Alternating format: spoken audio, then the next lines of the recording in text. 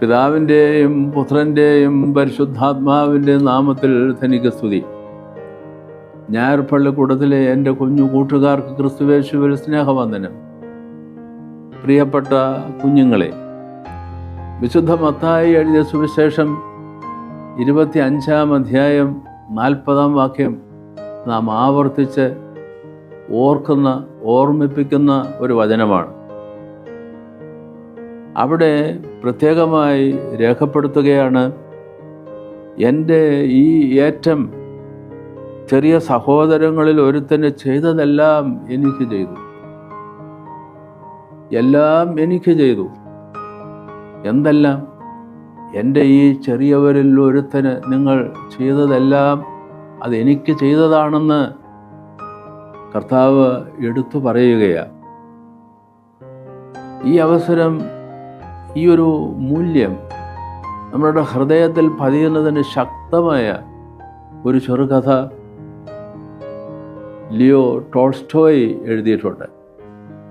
Russian സാഹിത്യകാരനായ Leo Tolstoy അദ്ദേഹത്തിൻ്റെ ചെറുകഥയുടെ തലക്കെട്ട്, ഒരു ചെറുകഥയുടെ തലക്കെട്ട്, സഹോദരനെ കാണുന്നവൻ ദൈവത്തെ കാണുന്നു, സഹോദരനെ കാണുന്നവൻ ദൈവത്തെ കാണുന്നു. ഇതാണ് അദ്ദേഹത്തിൻ്റെ ഒരു ചെറുകഥയുടെ ശീർഷകം. അവിടെ അദ്ദേഹം പറയുക, ഒരു ചെരുപ്പ് കുത്തി ഉറങ്ങിക്കിടക്കുമ്പോൾ അദ്ദേഹം ഒരു സ്വപ്നം കണ്ടു. തൻ്റെ കടയുടെ ചെരുപ്പ് കുത്തിക്കൊടുക്കുന്ന ആ കടയുടെ മുൻപിലൂടെ യേശുക്രിസ്തു കടന്നു പോകുന്നു. ആ യേശുക്രിസ്തുവിനെ കാണുവാനുള്ള അവസരം അദ്ദേഹം ഉപയോഗിക്കുന്നു. സ്വപ്നം കണ്ട ശേഷം അദ്ദേഹം ഉണർന്നു. പുലർച്ചെ അദ്ദേഹം കട തുറന്ന് ചെരുപ്പ് കുത്തുന്ന പ്രവൃത്തിയിൽ ഏർപ്പെടുന്നു. അന്ന് പ്രത്യേകമായി അദ്ദേഹം ശ്രദ്ധിക്കുകയാണ്, എന്താണ് എനിക്ക് ഉണ്ടായ ഈ സ്വപ്നത്തിൻ്റെ അർത്ഥം? യേശുക്രിസ്തു ഇന്ന് എൻ്റെ കടയുടെ മുമ്പിലൂടെ കടന്നു പോകും. അദ്ദേഹവുമായി എനിക്കൊരു അഭിമുഖമുണ്ടാവും. എൻ്റെ ജീവിതത്തിൻ്റെ ലക്ഷ്യം അതാണല്ലോ, എൻ്റെ കർത്താവിനെ കാണണം. അത് സാക്ഷാത്കരിക്കുവാനുള്ള അപൂർവ നിമിഷം. അദ്ദേഹം കടയെല്ലാം വൃത്തിയാക്കിയെന്ന്.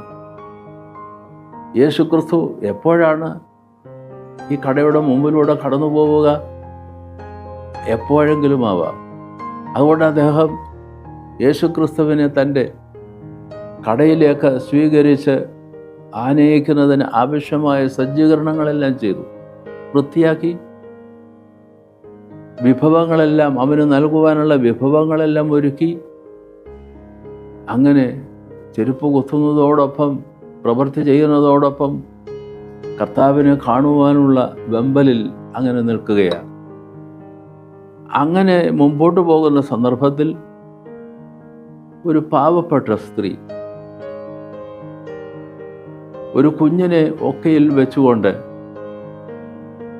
ആ വഴി കടന്നു പോകുന്നു. പരിതാപകരമായ ഒരു ദൃശ്യമായി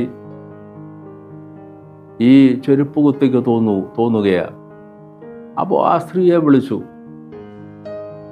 എന്താണ് പ്രശ്നം, പ്രയാസം? ഉടനെ അവൾ പറഞ്ഞു, ഞാൻ ആത്മഹത്യ ചെയ്യുന്ന വക്കിലാണ്. ഈ കുഞ്ഞിന് കൊടുക്കാൻ എൻ്റെ പക്കൽ ഒന്നുമില്ല. ആഹാരത്തിന് പോലും വകയില്ല. വല്ലാതെ വിഷമിക്കുകയാണ്, വഴിമുട്ട് നിൽക്കുകയാണ് ജീവിതം. അദ്ദേഹം അവളെ കടയിലേക്ക് ആനയിച്ച് അവൾക്കും കുഞ്ഞിനും വിഭവങ്ങൾ പങ്കുവെച്ച് സമാശ്വസിപ്പിച്ച് യാത്രയാക്കി. വീണ്ടും അദ്ദേഹം യേശുക്രിസ്തുവിൻ്റെ വരവിനായി കാത്തിരുന്നു. കുറച്ചു നേരം മുമ്പോട്ട് പോയ സന്ദർഭത്തിൽ ഒരു മനുഷ്യൻ തണുത്തു വിറച്ച് ആ വഴിയിലൂടെ കടന്നു പോകുന്നു. വേണ്ടത്ര വസ്ത്രമില്ല, വിരൂപിയായി കാണുന്നു. പട്ടിണിയുടെ അടയാളങ്ങൾ അയാളുടെ ആകാരത്തിൽ തന്നെ നമുക്ക് ദൃശ്യമാകും. ചെരുപ്പ് കുത്തി അയാളെ സ്വീകരിച്ചു, വിശപ്പടക്കുവാൻ വിഭവങ്ങൾ പങ്കുവച്ചു, പുതയ്ക്കുവാൻ പുതപ്പ് നൽകി, കുറേ നേരം കടയിലിരുത്തി അങ്ങോട്ടും ഇങ്ങോട്ടും അനുഭവങ്ങൾ പങ്കിട്ടു. അത് കഴിഞ്ഞതിന് ശേഷം അയാളെ സന്തോഷവാനായി ഈ ചെരുപ്പ് കുത്തി യാത്രയാക്കി.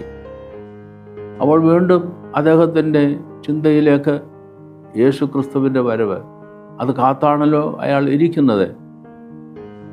ഈ സ്ത്രീയെ പരിചരിക്കുമ്പോഴും ഈ പാവപ്പെട്ടവനെ ഉപചരിക്കുന്ന സന്ദർഭത്തിലും യേശു ക്രിസ്തു കടന്നുപോയോ എന്ന ആശങ്ക ഇല്ല, ഉണ്ടാവില്ല. യേശു ക്രിസ്തുവിനായി അയാൾ കാത്തിരുന്നു. സന്ധ്യയായി, കാണാനായില്ല.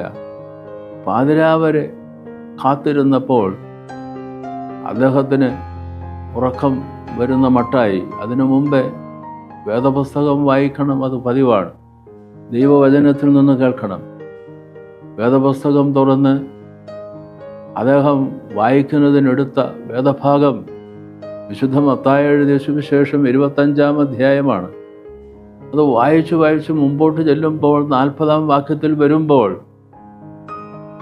അദ്ദേഹം വായിക്കുകയാണ്, എൻ്റെ ഈ ഏറ്റവും ചെറിയ സഹോദരങ്ങളിൽ ഒരുത്തന് ചെയ്തതെല്ലാം എനിക്ക് ചെയ്തു.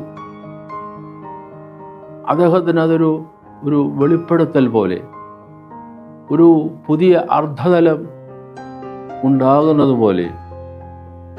ശാന്തമായി ആ വാക്യത്തെ സംബന്ധിച്ച് ധ്യാനിച്ചപ്പോൾ ദൈവം, നമ്മുടെ കർത്താവ് ആ വചനത്തിലൂടെ അയാളോട് സംസാരിക്കുകയാണ്. കുഞ്ഞേ, നീ ആ പാവപ്പെട്ട സ്ത്രീക്ക് ചെയ്തത്, പാവപ്പെട്ട ആ മനുഷ്യന് ചെയ്തത്, ആ ചെറിയ സഹോദരങ്ങളിൽ ഒരുത്തിന് ചെയ്തതെല്ലാം എനിക്ക് ചെയ്തതാണ്.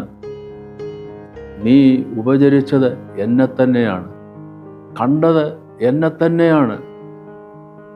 ഇത് അദ്ദേഹത്തിൻ്റെ ജീവിതത്തെ സമഗ്രമായി വ്യത്യാസപ്പെടുത്തി.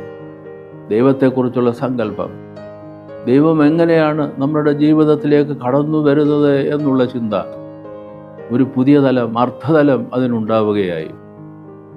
മാത്രമല്ല, സമഗ്രമായും അദ്ദേഹത്തിൻ്റെ ജീവിതത്തെ സംബന്ധിച്ചുള്ള ദർശനം ഒരു പുതിയ കാഴ്ചപ്പാടിലേക്ക് ഉയരുന്നതായി പാവപ്പെട്ട ഈ ചെരുപ്പ് കുത്തിക്ക് ബോധ്യപ്പെട്ടു. കുഞ്ഞുങ്ങളെ, എന്താണ് ഈ പാഠത്തിലൂടെ നമുക്ക് ഗ്രഹിക്കാനാവുന്നത്? ദൈവം ഇന്ന് നമ്മളുടെ മുമ്പിൽ കാണപ്പെടുന്നത് പാവപ്പെട്ടവരിലൂടെയാണ്.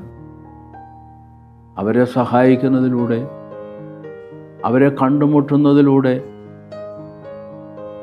നല്ല വാക്കുകൾ പങ്കുവയ്ക്കുന്നതിലൂടെ,